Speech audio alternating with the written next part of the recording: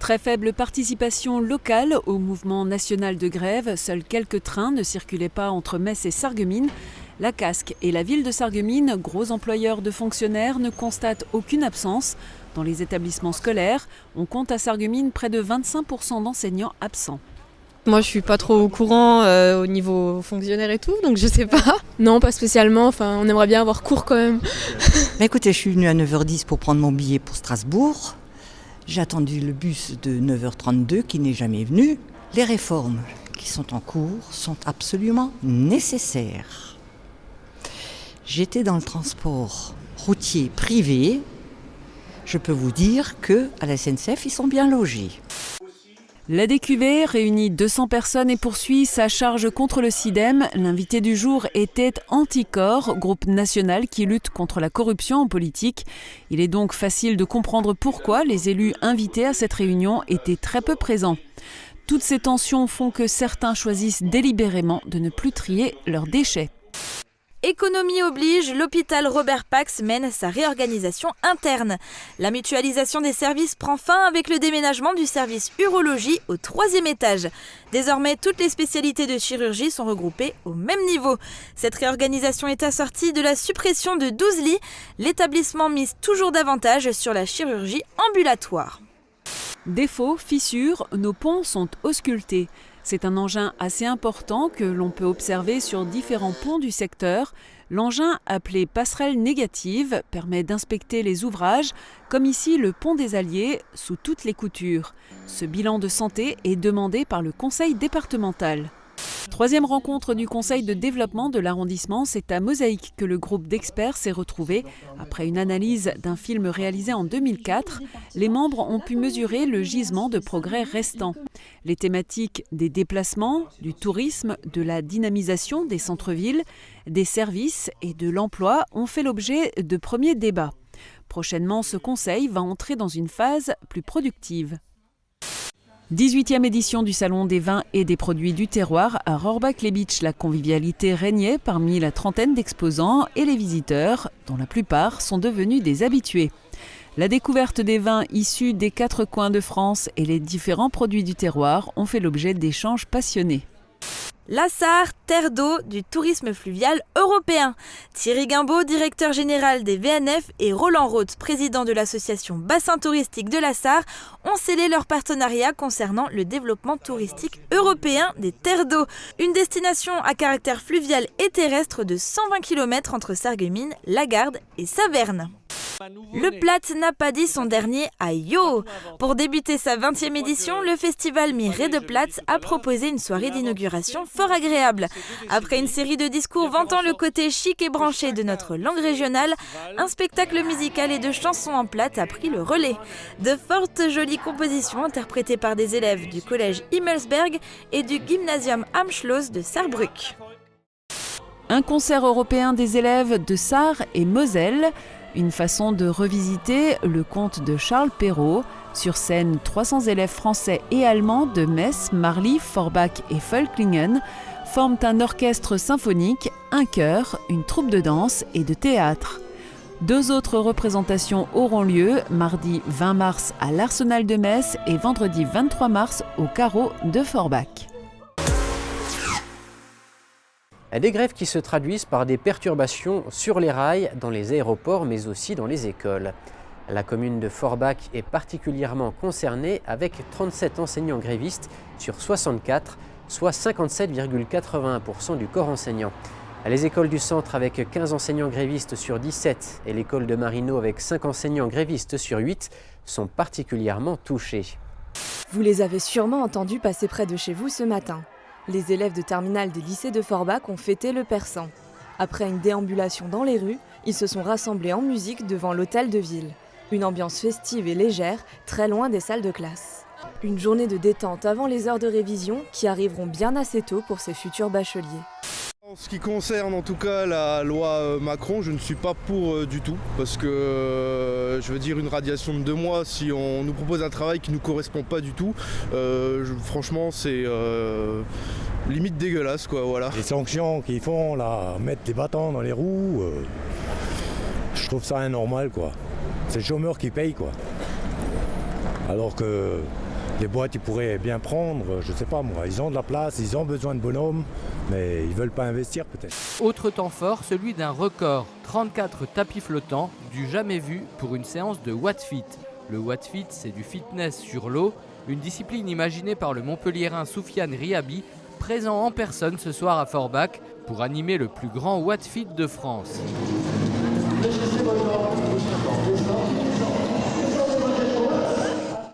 Depuis le début de l'année scolaire, ces élèves de CE2 ont été initiés à la lutte par leurs professeurs.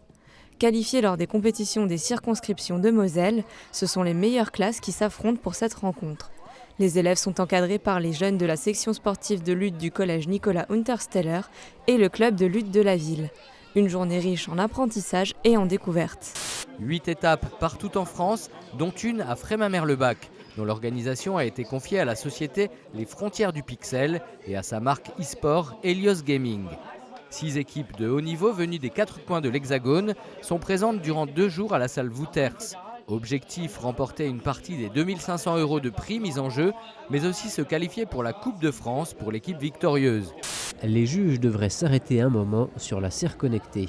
Mené par 4 étudiants de l'ENSEM Nancy, ce projet a pour ambition d'équiper un potager des dernières technologies. Ainsi, les fruits et légumes pourraient pousser seuls sans avoir besoin de l'intervention de l'homme. La serre connectée existe pour l'instant sous forme réduite.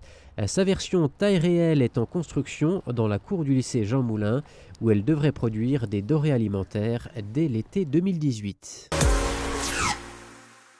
Raconter des histoires en images, c'est leur passion. Ils sont salariés ou bénévoles au sein de télévisions locales, ultra-locales. L'histoire que nous vous racontons aujourd'hui ne commence pas bien. TV Groberg existe depuis 1991, mais le 31 mars, elle arrêtera d'émettre. Ça me fait presque mal, je dirais, parce que ça me touche vraiment du fond du cœur. Je ne comptais pas les heures que j'ai passées au niveau du canal local, mais c'était vraiment du bon cœur. Et ça me fait un grand pincement au cœur de devoir terminer mon canal local. Une page se tourne, les souvenirs sont bien présents. Nous avions un maître qui partait en école de ski et à l'époque, on n'avait pas de communication qui existait. Il emmenait le tout premier appareil photo numérique à l'époque qui était d'actualité. Il mettait des photos, il prenait les photos une fois que les enfants étaient arrivés. Il les envoyait par la poste en recommandé que j'allais récupérer le lendemain matin. Et le jour après, à 11h, tous les parents étaient devant leur télé pour regarder les photos des enfants qui ont été prises par le maître d'école. À l'ère du tout numérique où la culture de l'image est omniprésente, à quoi sert un canal local ? À créer du lien entre les habitants, à fournir une information de proximité. Lorsque l'église sonnait le glas, il suffisait d'allumer sa télévision pour savoir qui était décédé. Il en serait désormais autrement à Houndelin, Médecin, Nousvillers-Saint-Nabord, Tenthelin, Dibelin. À Grosse-Bliederstroff, en revanche, malgré le déploiement de la fibre, le canal local continue de diffuser des infographies et des reportages vidéo. Certains durent 2 minutes, d'autres 2 heures. Bon, en ce moment, on travaille beaucoup, vu que cette année, c'est les 50 ans de jumelage entre Kleinbly et Grosse-Bly. Et on a trouvé des vieux films à Grosse-Bly qui datent des années 50-60. Qu'on a laissé transférer sur DVD et qu'on est en train de retravailler pour les montrer. Cet ancien menuisier filmait pour le plaisir, avant d'intégrer le canal il y a une vingtaine d'années. D'une pratique amateur à une pratique professionnelle, tout ne s'est pas fait en un jour. Les premières vidéos que j'ai faites sur ordinateur, elles sont mal passées. Je crois qu'il y a même un clavier qui est passé tellement ça m'a énervé. Alors... oui, il m'a fallu des mois, puisque j'ai vraiment... jusque c'est rentré là dans la petite boîte là. La passion est, semble-t-il, le secret de longévité. Passion transmise aux étudiants qui viennent l'aider le week-end. Passion partagée avec ses collègues. D'ailleurs, ils se sont lancés un nouveau défi, aménager un studio d'enregistrement. Les travaux touchent à leur fin, résultat à découvrir prochainement sur vos écrans de télévision, car le canal de Grosse-Bliederstroff est diffusé sur les box numéricables SFR. À Petite-Rosselle, les bénévoles ne manquent pas. TVR, c'est d'abord une bande de copains. Ils sont journalistes en presse écrite, travaillent à la télévision ou dans des boîtes de production. Ils réalisent des reportages vidéo sur leur temps libre. Ils travaillent à l'usine, dans l'informatique, la coiffure ou l'aviation, comme Julien, steward. Je suis très attaché à TV Rossel parce que je suis attaché aux gens qui font TV Rossel. Parce que ça fait 11 ans que je suis là et on a quand même eu de bonnes journées où on a bien rigolé. D'autres moments où c'était un petit peu plus sérieux parce qu'il faut être sérieux. Mais surtout parce qu'il y a une très bonne ambiance et ça c'est ce qui compte dans une assoce aujourd'hui. Julien habite près de la frontière suisse, à 540 km de Petite Rosselle. Quand il n'est pas dans les airs, il essaye d'être là pour l'enregistrement de l'émission du 14 au 20. À défaut, il fournit des reportages vidéo. Chez moi, on a pas mal de choses qu'on peut filmer. Des salons de l'automobile, vu que c'est Genève qui est pas très loin, donc il y a quand même beaucoup de choses qui s'y passent. Donc j'ai avec mon iPhone acheté une Steadicam, donc un petit pied qui permet de stabiliser l'iPhone. Et du coup, ça me permet de proposer des reportages un peu plus exotiques aux Rossellois. Brice, 21 ans, a intégré l'équipe il y a quelques mois. Aujourd'hui, il présente pour la toute première fois. Et il ne fait pas de différence entre Mosaïque, TV8 ou TVR. La manière de travailler, elle est à peu près similaire. On prépare nos sujets en amont. Ensuite, on part avec tout un équipement et on fait notre sujet comme si ça allait passer sur le JT de TF1, quoi. On met toujours la même implication, on est toujours à fond dedans. Et puis, c'est vrai qu'après, on met peut-être un peu plus de temps pour le montage parce que ça ne doit pas sortir dans la journée ou ça ne doit pas sortir dans la semaine. Mais en tout cas, l'implication et le professionnalisme est autant là que si c'était une télé locale qui diffusait tous les jours ou une grande chaîne de télé, quoi. Philippe Ecker était l'un des premiers en 1992. La télévision, il en a fait son métier. Il travaille pour une boîte de production au Luxembourg. Son savoir-faire et ses compétences, il continue de les mettre au service de l'association qu'il préside depuis maintenant 12 ans. Au début de TV Rossel, au début de l'aventure, il y avait vraiment un grain de folie. On faisait des émissions en direct, avec parfois du contenu pas très intéressant. On aimait regarder des clips à la télé. Alors la musique qu'on aimait, on faisait des images, on faisait nos propres clips. C'était parfois un peu n'importe quoi, mais on s'éclatait, quoi. Si on a fait une erreur, c'est peut-être de vieillir un petit peu avec notre public. C'est-à-dire qu'au lieu de garder la folie qu'on avait il y a 25 ans, eh bien on a commencé à se structurer, à faire des choses de manière plus formatée et peut-être un peu moins folle. Le réseau câblé va bientôt s'arrêter, au profit de la fibre optique.